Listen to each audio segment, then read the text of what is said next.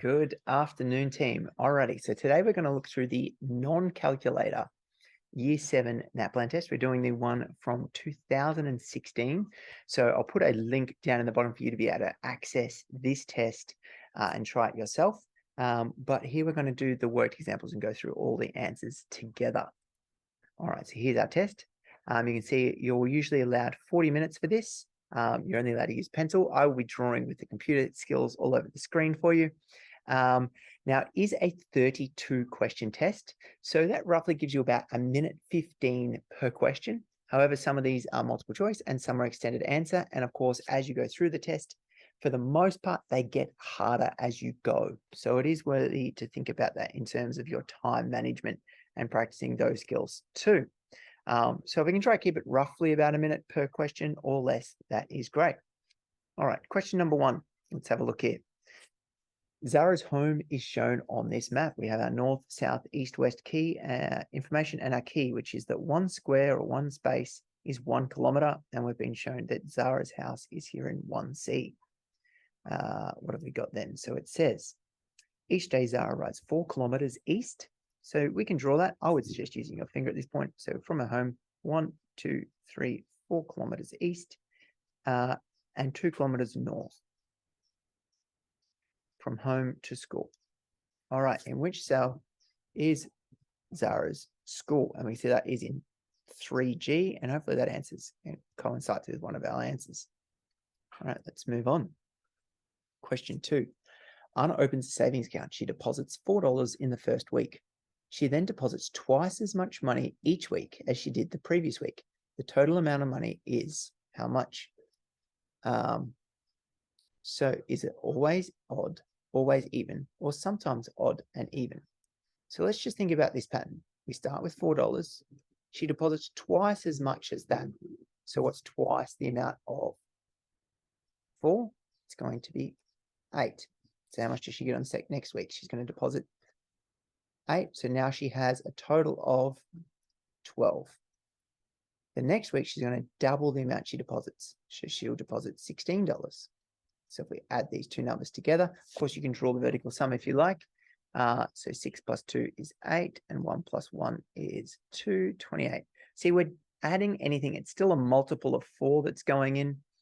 They are always even. So you can see they're definitely not odd at any point. They are always even. Make sure we highlight that square correctly or click the button correctly. Alrighty, question 3. Lisa plans to give a quarter of her 20 books to her sister. How many books will she give to her sister? A quarter of her books. So if we think about a quarter, got 1 out of 4. Think about a fraction. We can read this in many ways. You can think about it as 1 divided by 4. And think about we're always dividing by the bottom number or by 4 parts. So we're splitting 20 into 4 parts. So 4 goes into 20 5 times.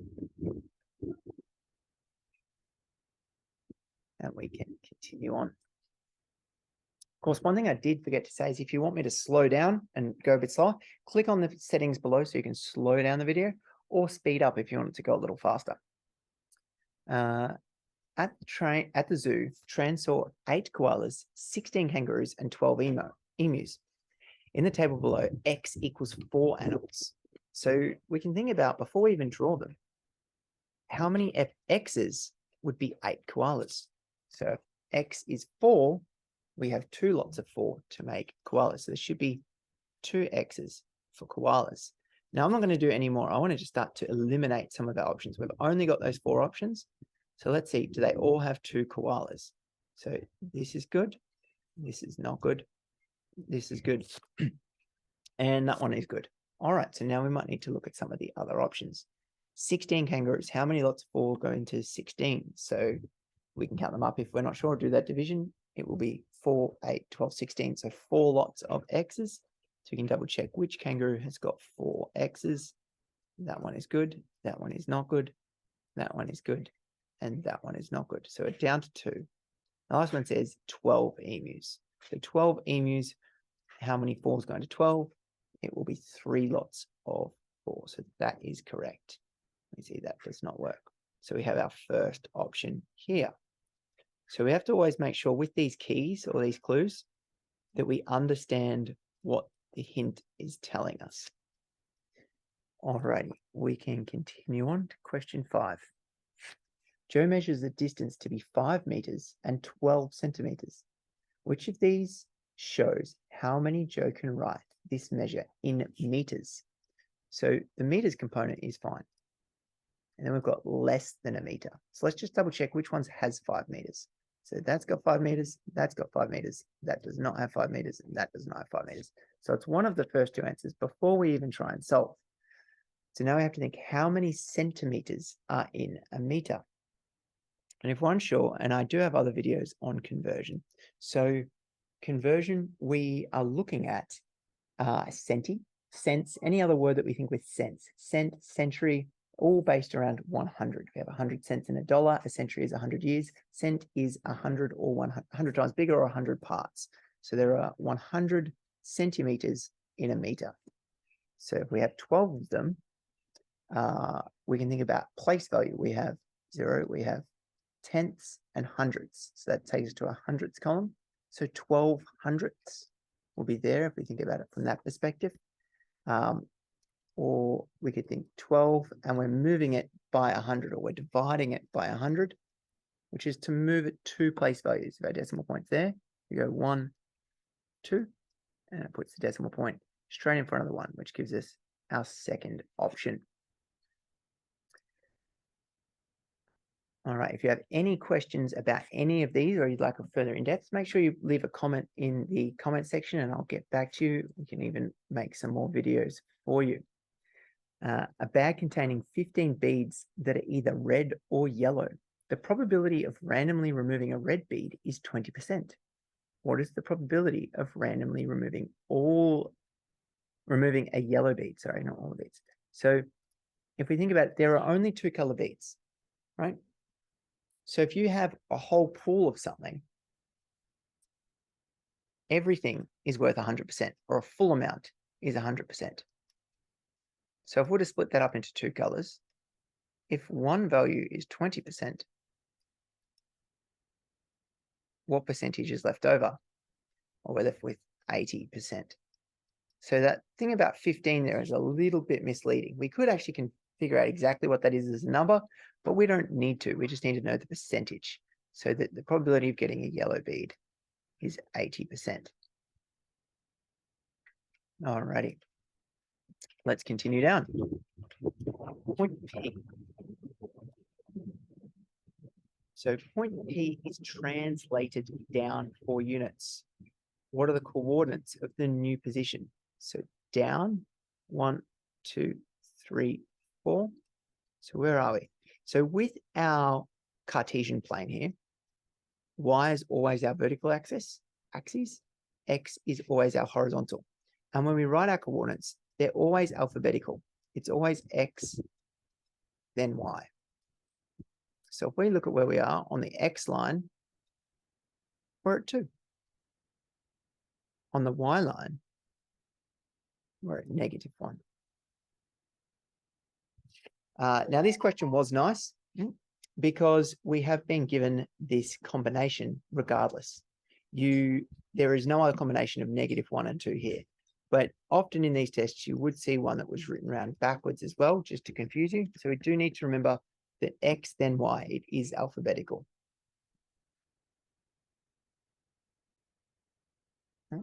And kept going, sorry. There we are. Okay, so we've got a large set of data or numbers here. So what have we got? The height. So this collection of data is the height of everybody in the team. Select the dot plot that correctly displays this data. So a dot plot here, we can see there's a dot, and each dot tells us how many times that number has occurred. So it's often easiest just to either work through a chart in order or the numbers in order. So we can look through the numbers in order. Now, it does help that I can draw on the screen, but of course you can use your fingers on the page, on the screen yourself. 19. Is there any other 19s? There's 1, 2 19s. So let's have a look at which charts have 19s. And again, always with multiple choice, elimination can be a really good strategy. The first one has no 19s. The second one only has 1 19. The third one has 2 19s.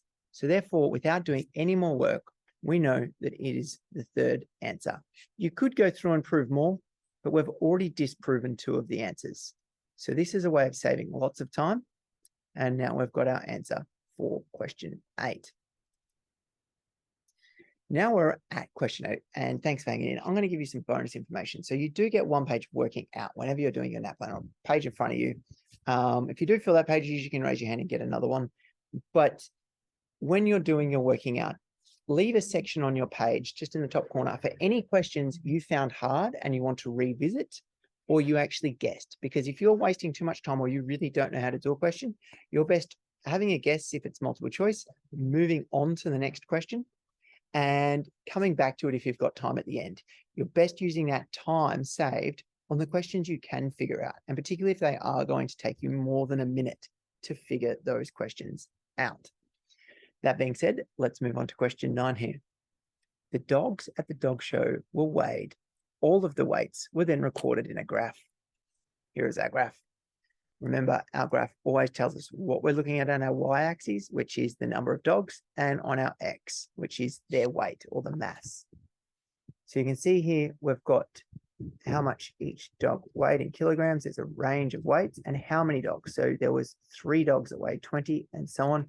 It's asking us how many dogs were in the show. So we're going to total up our total number of dogs. So what have we got? We've got 3 dogs here.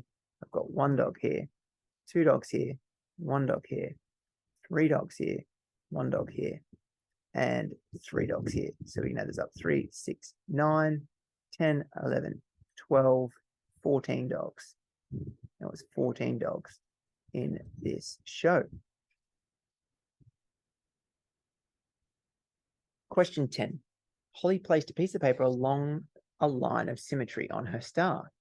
How many points does Holly's whole star have? Well, I will continue to draw our star, hopefully in a reasonable fashion. So we complete the point that we had, the points. And remember, it's going back out the way it sort of came. There's no value of perfection, but it is hopefully reasonable. All right, there we are. Let me count how many we've got. We've got, I'll just do it separately. 1, 2, 3, 4, 5, 6, 7, 8. One mistake kids can do here is we can accidentally double count our points at each end. So we know that it was 8. I'm going to highlight 8. The mistake that people can make here is if they just count the ones that are visible, go 1, 2, 3, 4, 5, and then they double this piece of paper over. So you think there's 10. That's the mistake that can be made. But of course, you don't want to double count the top and the bottom ones. So we have 8 points here for question 10. All right, question 11. The first number in a pattern is 1.95. Each number in the pattern is formed by subtracting 0.15 from the previous number. What is the third number in the pattern? So you could use a subtraction or a multiplication to solve this sum. Let's just keep it simple. We will do a subtraction and we'll make sure our place value is lined up. So we'll do it here in the column. We have 1.95. We are taking away 0.15. All right, so we do our first one. 5 take away 5 is 0. 9 take away 1 is 8. Keep our decimal place lined up. 1 take away nothing is 1. All right, so that would be our second number essentially in the pattern. The first number is that. And it tells us that is our first number. This is our second number. And what are we going to do again? We're going to now take away another 0.15. And let's continue here. So now we need to borrow, of course, because you can't do your 0 take away 5. So let's do some borrowing. Keep it simple, keep it clean, do all the working out you need to. Even if you can do it in your head, I usually suggest it's best to write it out. Even though there is a time limit, we're really in no rush. And the third value is 1.65. Now, one of the big mistakes people will make here is do an extra subtraction. They feel because we want the third number in the pattern that we're going to do this process 3 times over. However, we were told that the first number was this value. So we have to make sure we follow where the first number is. That is not stage 0, that is stage 1. Okay, let's continue on. Question 12. At the athletics carnival, the athletics carnival started at 10:30 a.m. and lasted for 2.25 hours. Rose went straight home after the carnival finished. She took half an hour to get home. What time did Rose get home? So let's start converting these values. We've got a quarter value, we've got half an hour. One of the big things is we've got to make sure, one of the mistakes is that an hour is not out of 100, an hour is out of 60. So we might know that a quarter of an hour is 15 minutes, but I always think it's worth, if you're not sure, remember dividing into 4 parts. So you could do 4 into 60. And of course there you would get your 15 minutes. So the first thing is it lasted for 2 hours and 15 minutes. So it was at 10:30, we had 2 hours on, it's now at 12:30, add the 15, it's at 12:45. Now we're going to add half an hour. Now remember, half of 60 is 30. Of course you could do half of 60 to get our 30 as well if you wanted. Now this is where it gets a little bit tricky. We are in the afternoon now as well, PM. It started in the morning. Whenever we go over 12, we're now in the afternoon. Half an hour. You are not adding 30 and making that 75. It is going to only 60. So there are a few ways we can do this. One of my favorite ways is writing the next hour and figuring out how much time it took to get there. So from 12 o'clock, the next clock is 1 o'clock. How much time takes to get to 1 o'clock? Well, it takes 15 minutes, doesn't it? Because that would be a quarter of the hour, which leaves us with another 15 minutes past 1 o'clock, which is going to take us to 1:15, but not AM, 1:15 PM. Alrighty. Again, any questions or want further explanation, feel free to leave a comment. If you're enjoying it so far, make sure you click like. If you want more of these lessons, click subscribe. And we will continue through the questions now. 13. AJ paid $18.60 for a box of high bounce balls. What is the cost of one high bounce ball? So of course, if this is the value for 6, we want to solve it for 1. How do we go from 1 to 6? We are not taking 5. By the way, we're reducing it by a large volume or sharing it down to 1. Whenever we share down to 1, we divide by itself. Remember, 6 divided by 6 is 1. So we are dividing by 6. We also call this a rate. We get a rate of 6 for the price of $18.60. What is the price of 1? We get the price of 1 for what we're about to find out. So 6, and we're doing a division with decimals in it. So there's really one rule to remember when we're doing division with decimals, that there is no decimal here. So we don't have to worry about that. So we can just work through the sum and line up our decimal place since there's no decimal in our divisor or the thing we're dividing by. So 6 does not go into 1, but 6 goes into 18 3 times. You can put the 0 there and carry the 1. I am all for doing that, but we don't need to. And then 6 goes into 60, or 6 1 time, and 6 goes into 0 times. And you do need that 0 there because remember, money is dollars and cents. So just putting 3.1 won't do. You don't need to write the dollar sign because the dollar sign's already there. But since it's money, you always need to make sure we have 2 decimal places. Let's continue on. William earns money each week for doing jobs. For each job, he earns $2. He records the number of jobs he does in 1 week in a table, in this table, in fact. If William does the same jobs for 3 weeks, how much money will he earn together? So we've really got a 2-step process. We've got the chart and the fact that he's doing it for 3 weeks. So let's have a look. We have got our chart here. We have to remember that that means 5. We've got 4 going down and our 1 across is 5. So that makes 5. That's another 5. So 10, 13. So he's done 13 jobs. 13 jobs at $2 each. So 13 times 2. Let's write that out. 13 times 2 will be $26 per week. And he's done this for 3 weeks in a row. So 3 6s are 18. 3 2s are 6, plus the 1 is 7. He will now have $78. And you can see, be aware, that 26 was an answer there to fool us if we forgot to do the 3 weeks. We also had the number of 39 if we forgot to times everything by 2. And we also had the 13 if we forgot to times things by 2 and by 3. So all the answers there are in fact ways that we could get the answer incorrect. Hopefully you played along correctly with that one. Let's look at 15. Tom joins a gym that has a monthly fee of $56. Members pay an extra $6 per session if they want to work with a gym trainer. Which expression represents Tom's monthly bill if he works with the trainer for X sessions during the month? So when we see the algebra, that's just saying a number of sessions for working with the trainer.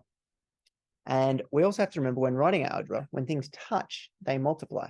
So do we multiply the number of sessions that he does by $6, or are we multiplying the number of sessions by 56? In this case, each session is $6. So we're doing multiples of 6 that we're adding on for each session. So 1 session would be 6, 2 sessions would be 12, 3 sessions would be 18, and so on. So we're doing multiples of 6. So it's 6x for the sessions. So we can see 6x lives here and 6x lives here. However, we also have our monthly fee of $56. So we'd have to put those two values together, and we're going to add those two values. So we've got our 6x, and we have our base value, or our constant value, it's often called, of $56, which leaves this last equation as our correct equation. All right, let's continue down to question 16. Question 16, the table shows the figures for 6 football teams on Saturday. So, of course, there's 2 teams playing in each match. If no match ends in a draw, which of the following is possible? So, there's no draws. So, both teams A and F win. Can A win and F win? Well, that can be true. Now, that is possible. Technically, we shouldn't have to do anything else. I'm inclined to often figure out a little more if we get the right on our first go. C and D both lose. Well, C and D can't both lose. They're in the same match. So that is incorrect. A, D, E, and F all win. Well, we can't have A, D, E, and F all win because E and F are in the same match. And B and C are the only teams that lose. Well, B and C could lose, but also one of the teams, E and F, would have to lose if there are no draws. So yes, we are happy that the first option is correct. Alrighty, let's look through at question 17. A class had a cake stall. They sold 100 cakes for $7.50 each. What was the total amount the class made from the cake stall? So we could do this in a couple of ways. I always think we need to get good at being able to times and divide by 10, 100, and 1,000 with decimals, which of course we need to think we're moving the place value, the amount of zeros there are, or the amount of place value, 100, 1,000, or just 10 place value. And is this number getting bigger or smaller? So if we're selling 100, we're making more money, the number's getting bigger. So if we have 7.50, our number is increasing by 2 place values. So it's getting bigger, 1, 2 place values. So it's $750. Now, if you accidentally moved it the wrong way and went 1, 2, you'd hopefully realize quite quickly that you didn't get $0.075. That's less money. So if you did do that, you just move it the other way around and you'll notice you've got it the correct way. A longer way would be to do a times or a multiplication of fractions, of these numbers with the decimal. But if you know how to do that, you probably know the top option already, and it is best to be confident and comfortable with the fast solution. $750. Liam had a leaf. He reflected this leaf to the right across the dotted line. So, of course, he's doing a flip like that. Alrighty. Horizontal flip. He then rotated the degrees 90 degrees clockwise. So, of course, clockwise, if you think about when you read a clock, means it's flowing in that direction. 90 degrees is a right angle. So that is what's happening. I'm always a big fan of putting points. Look, thinking about that arrow.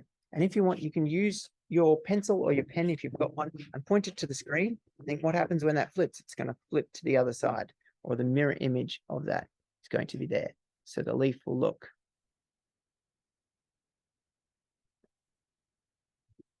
something like that when it flips, and then it's going to turn. So it flips across the dotted line and then rotates 90 degrees clockwise. So it's going this direction. So if our arrow is there, it's going to go 90 degrees. Let's make it come down to there. So if I redraw this with the point of the leaf going down, you see the point of the leaf is going down, and then it's got the side of the leaf, and it's got the side of the leaf. All right, which gives us this answer in D. So hopefully that was clear about our flip and our rotation.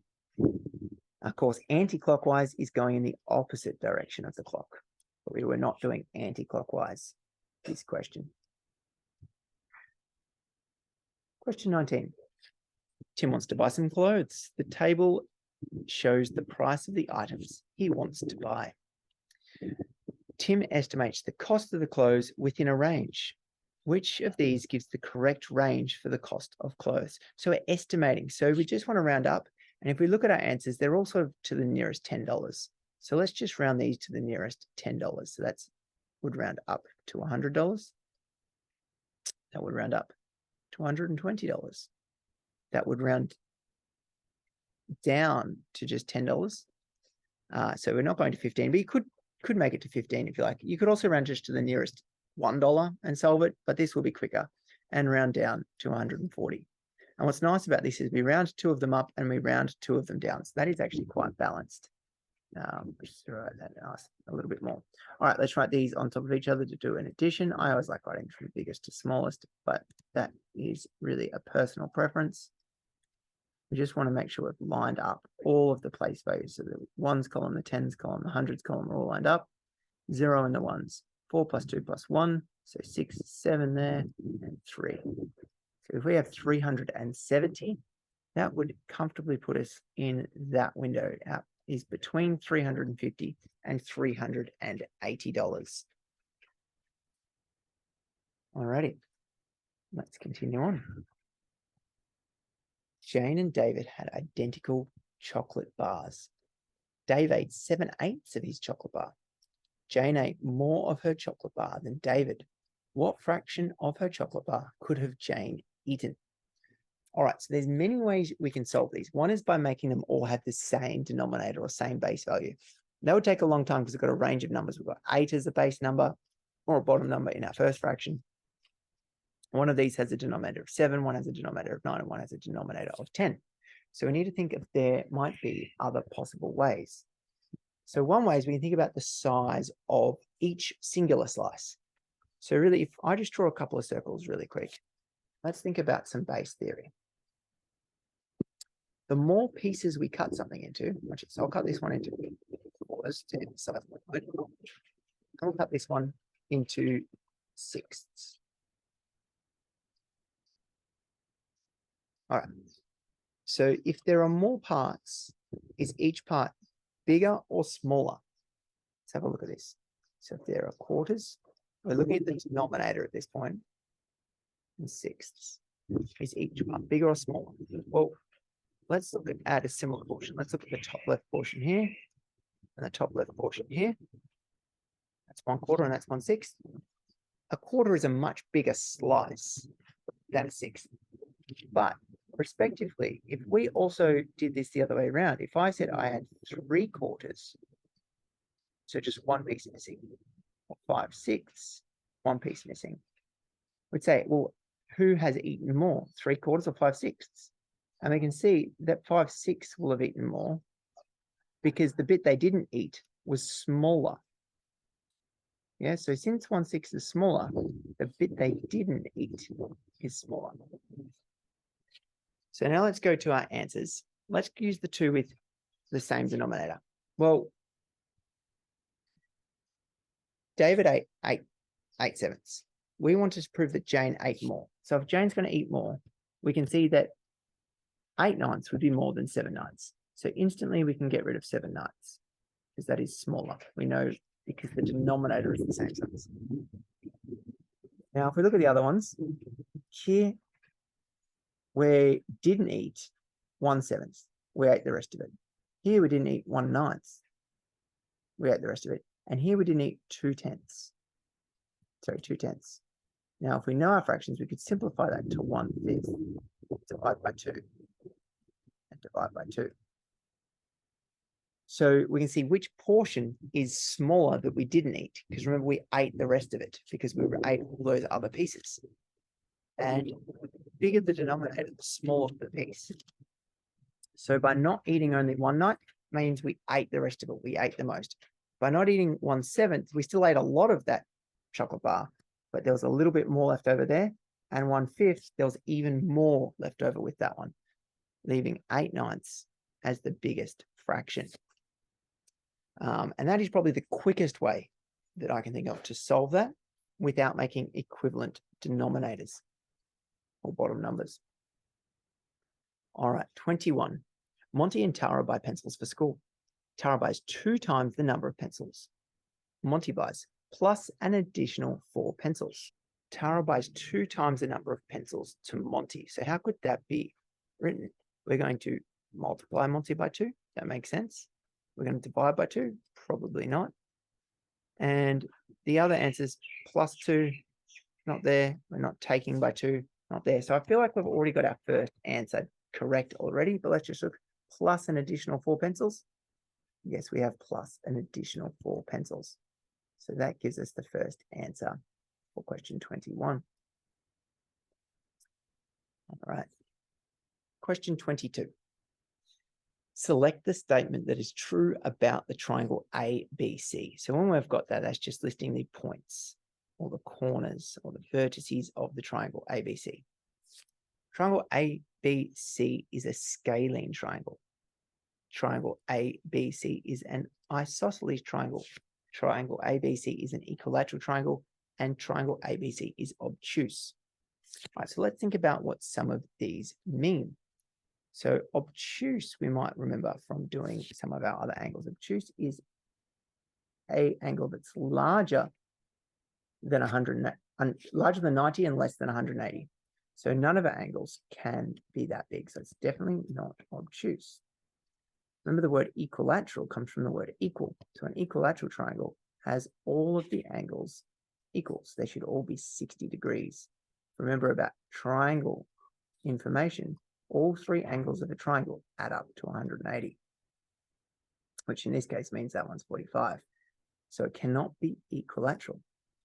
An isosceles triangle is quite nice because an isosceles triangle indicates that 2 of the sides, 2 of the angles are equal and 1 is not.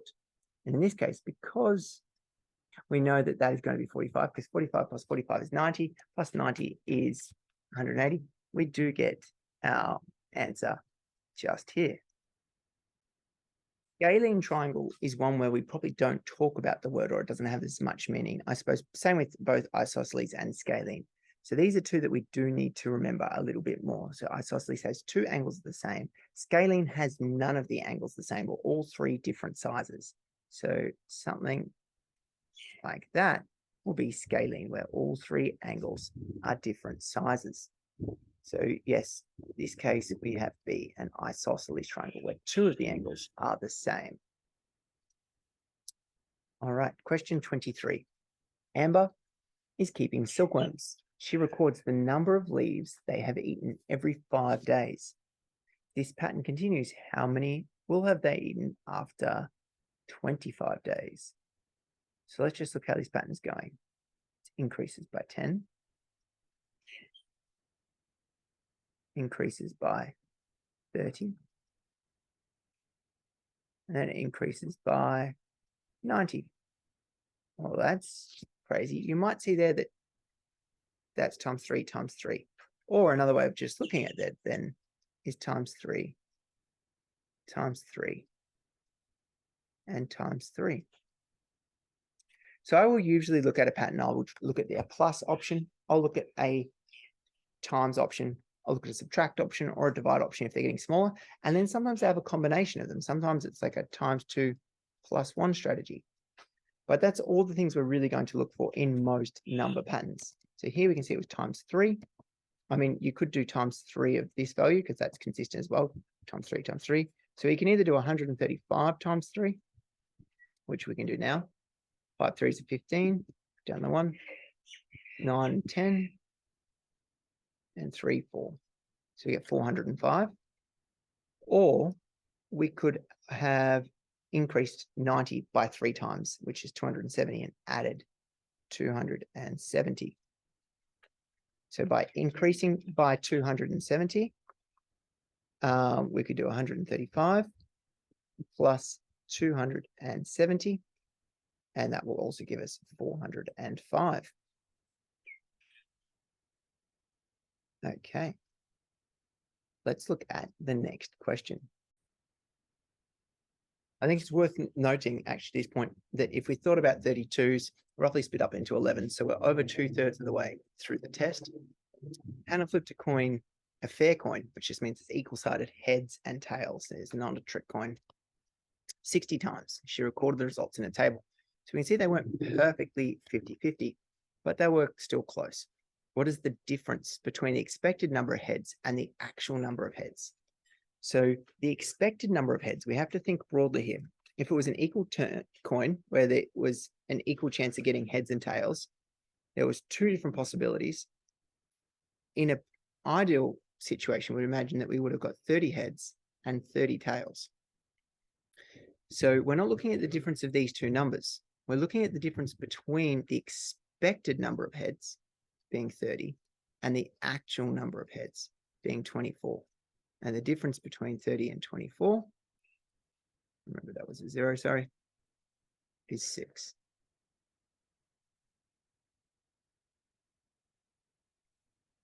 So that's the type of question that we get. A lot of kids that just do the difference between the two. So it's good to keep an eye out for that.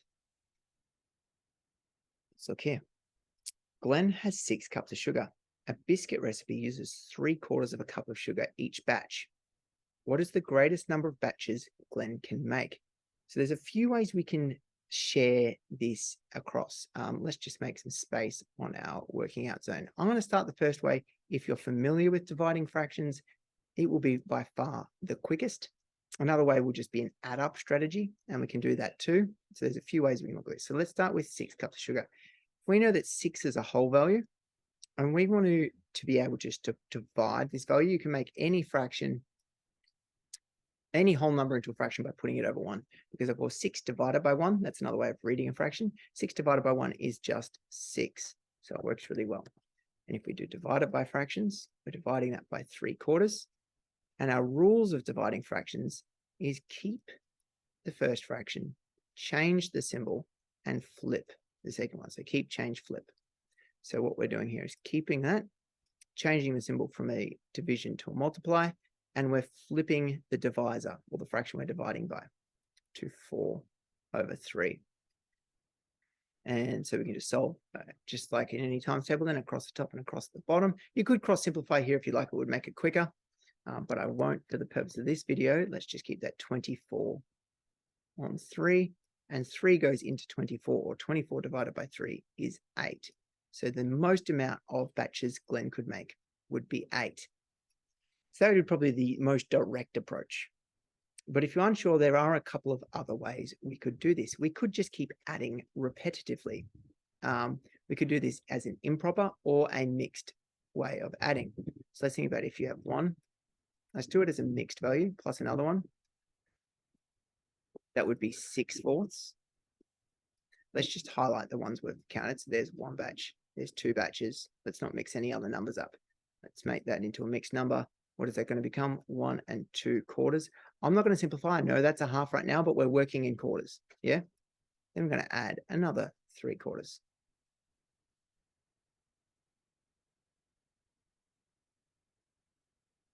So that will give us 1 5/4, which 5/4 makes another fraction. So 4 goes into 5 one time. So we add that 1 on, and we have 1 remainder out of 4. And then we could add another 3/4.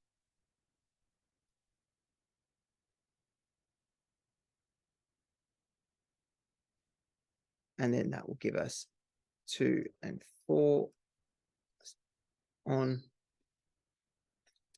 4, will it? Yes. Which is 3 whole counts. And we can keep repeating this process as much as we like to get the answer. However, it is quite time consuming. We could also do this in an improper fraction format without making it mixed. So what we mean by that is keeping it at this point, but we have to know what we would want the outcome to look like. So that last option or that next option is a worthwhile way of solving it. It's just going to take a long time and you'll probably run out of time. So it is best if we can know division of fractions. And if you don't know division of fractions, you might want to consider coming back to this question if you have more time, because it is time consuming, even if you can solve it. 26. This table shows the length and width of 4 rectangles in centimeters. Which rectangle has a perimeter of 32? So remember, a perimeter is when we have a rectangle, we add up all of our distances. So the long side in the first one is 10, short side is 6. So we add 10 plus 10 is 20, 6 plus 6 is 12, 20 plus 12 is 32. So actually rectangle A has a perimeter of 32. And we could have done all of the others. Remember, if we do length times width, that gives us the area. So we wanted to make sure we avoided that. And we also wanted to make sure we didn't just add those two numbers, because that only represents one of the sides, not both of the sides of the rectangle. So where D would give you that false answer. I won't go through answering all of those incorrect ones for you this time, because they will take some extra time to do. 27, the regular price of a t-shirt is $24.50. The shirt is on sale for 10% of the regular price. What is the sale price of this t-shirt? So a percentage, remember, is out of 100. So if we have 10 out of 100, that is the same as saying 1/10, which is great because 1/10 is divided by 10. So a lot of the time we do remember that 10% is to divide by 10. But it's really important to remember if we don't get 1/10, say you get 20%, that's 20 out of 100. 20 out of 100 is, if we divide them both by 10, is 2/10 or 1/5. So we need to write these things out in a fractional format or work in values of 10. So in this case, we're going to use 1/10 or divide by 10. So divide by 10, remember, is making the place value smaller by 1 place value. So again, we can see how useful it is to be able to increase and decrease our place values by tens, hundreds, and thousands quickly. So if we have 24.50 and we want to make the value smaller, if I move it this way, that comes $245. That's not smaller. This way, $2.45 is smaller. So we're going to move the decimal point here. Now, we have to now ask ourselves, now we've got $2.45. Is the answer $2.45, or was $2.45 only part of the process? In this case, it's on sale for 10% off. So we have to take that 10% or take the $2.45 off the price. So we had $24.50, and we're now taking away $2.45, the second part of the process. All right, 0 take away 5 we can't do, so let's get borrowing. 10 take away 5 is 5, 4 take away 4 is 0, 4 take away 2 is 2, and 2 take away nothing is 2, and we get 22.05. And being a type in the answer question, there is no multiple choice. So if you ever get stuck on one of these type in answer questions, I would solve all the other questions first if you have no idea, because you cannot just guess an answer and move on. In other ones, if you do get stuck, you can guess an answer and move on. You're not penalized for a wrong answer. You just have every chance of getting it right, which is nice. Paul is playing a game of guess my number. He gives clues about his number. My number is a square number. So what do we mean by square numbers? Well, they're numbers when we times them by ourselves, they equal the same thing. So if we think about a square, squares, the length and the width the same. So if you had a square, so it was 3 by 3, the area would be 9. Another way that can be written is 3 squared, which is also equal to 9. We times those values by itself twice. So that's a square number. So if we look at a list of square numbers, 1 squared is 1 times 1. 2 squared is 2 times 2. 3 squared is 3 times 3. 4 squared is 4 times 4. And we could keep going at that all day. Okay. So let's keep going through the answers. My number is divisible by both 2 and 9. Another way of saying that, it's multiple of 2 and of 9. My number is also 2 digits, so it's not going to be any of these single digit options. So let's go through, look at some more square options. We can see that 16 is divisible by 2, but it's not divisible by 9, because 9, 18. So let's go to 5 squared. 5 squared is 25, but 25 is not divisible by 2. 6 squared is 36. Well, it's an even number, so it is divisible by 2. And it is also divisible by 9. So 36 must be your answer, Paul. All right, so we just worked through the rules. And you could have worked in these in many ways. I always like to start with the biggest fractions first. So what's going to give you the least possible numbers? If you did multiples of 2, you're going to get a lot of numbers in your list. If you did multiples of 9, you're not going to get too many. So multiples of 9 would have made sense to go with. 9, 18, 27, 36, and so on. And you get rid of all the odd ones because 2 doesn't go into them. Is 18 square? No. Is 36 square? You might not have seen the square numbers though. So if you're not practiced in squares, I'd probably start out by writing squares. If you are practiced in squares, you would have found that answer nice and quickly. Alrighty, let's continue to question 29. Pears cost $4 per kilogram. So when we see per kilogram, we've got to remember that is 1 kilogram. Ben buys 4.15 kilograms of pears. So what we're doing is we're expanding this, and we're either going to times if the number's getting bigger or divide if the value is getting smaller. So we have more than 1 kilogram, we've got 4.15 kilograms. So we're multiplying this. When I do multiplying, I like to put the bigger number on top, or the number with more digits on top. So let's do that. Remember, when we multiply, we don't need to line up our decimal points. We just count how many we have to put in our answer. So 4 times 5 is 20. 4 times 1 is 4, plus 2 is 6, and 4 times 4 is 16. Let's look here. We've got 2 decimal places there, no decimal places there. We're going to add those together, which gives us 2 decimal places. So we're going to add in 1, 2 decimal places, and we get $16.60. If you're also unsure about those decimals, you can estimate the whole numbers.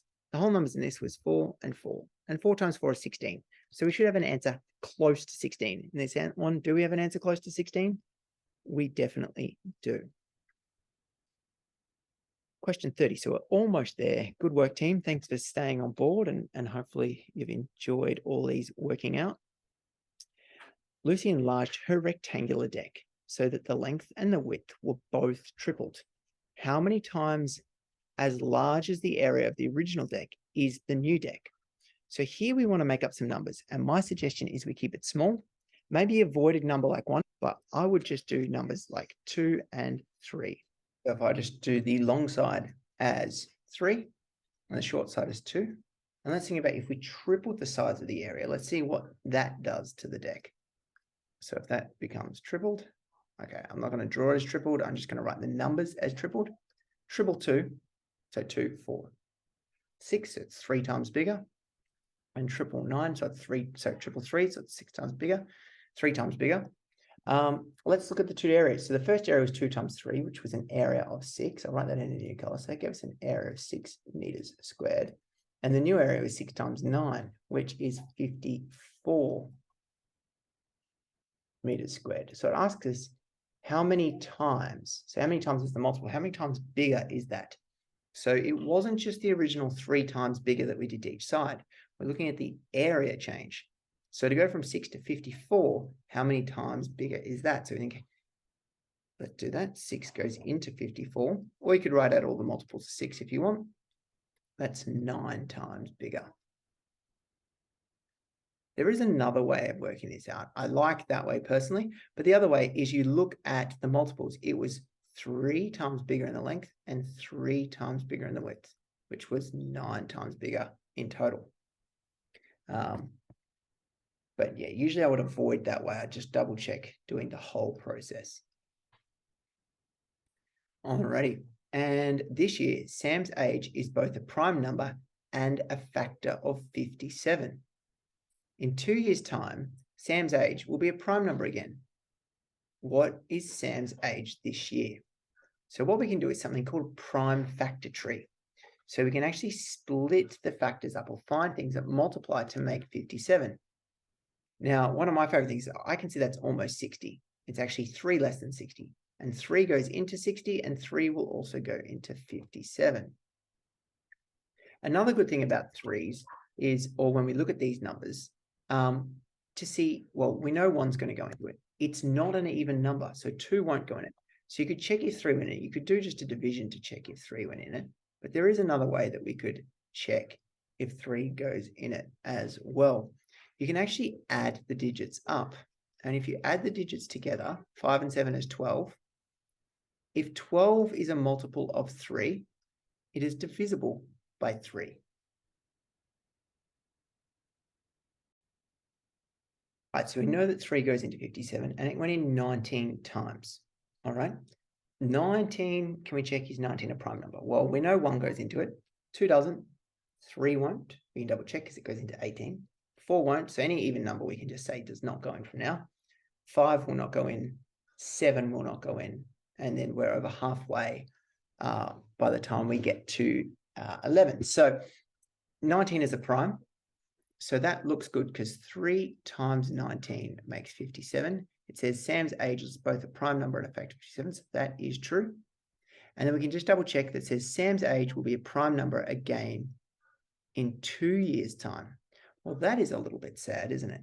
Because in 2 years' time, his age would be 21. And is 21 a prime number? No, it is not. So we might have to start to figure out or think of some other numbers that may go into this question. 5 does not go into 57. 6, well, let's not to worry about it.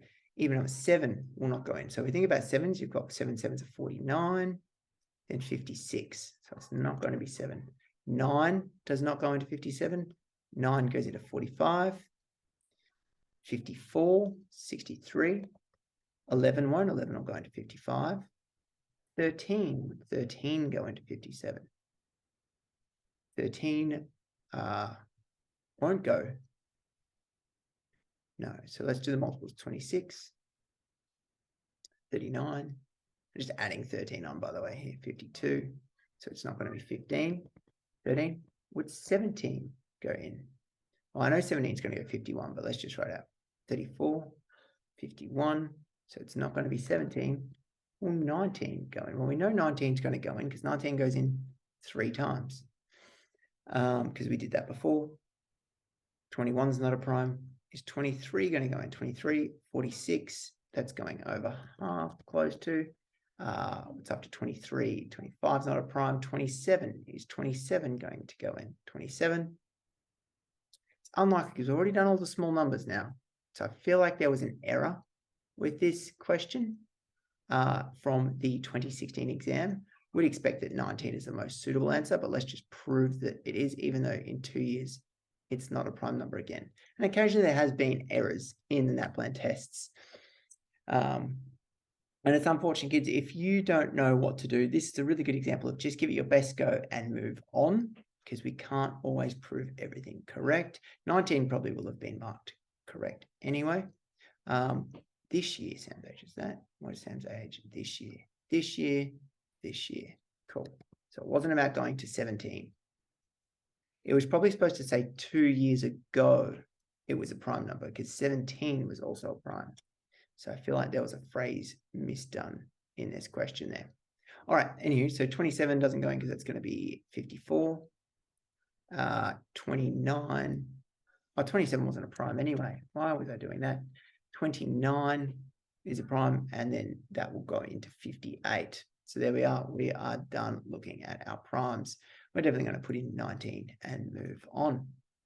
Question 32, our final answer. This object is made by cutting off each corner of a cube as shown. How many edges does this have? So if we think about a normal cube, we've got the 4 at the top, the 4 at the bottom, and the 4 going around the edges. So we get our normal 12, but then we've added these extra lots of 3, which is 1, 2, 3, 1, 2, 3, 1, 2, 3, 1, 2, 3. So you see there's 3, 6, 9, 12 more at the top here. And there'll also be 12 more at the bottom down there. So in total, that will give us 36 edges. And that is the end of the 2016 non-calculator Year 7 NAPLAN test. So hopefully that's been a really good revision for going through your NAPLAN test for this year. If you've got any questions, leave them down. If you'd like me to do other things, let me know in the comments. Make sure you like if you've enjoyed this video. As well as helping you out, it really helps me. It helps this rank. Let other people know that this is helpful information so that people can find it online. Of course, it's really cool that it is free information. If you do want some tuition, feel free to check us out at testprep.com.au. And we do offer math tuition there if you'd like that further bit of assistance. And of course, if you want to see what other videos are coming up, do click the bell, do subscribe to this video. Thanks for watching all the way through, and hopefully I'll see you in the next video. Take care.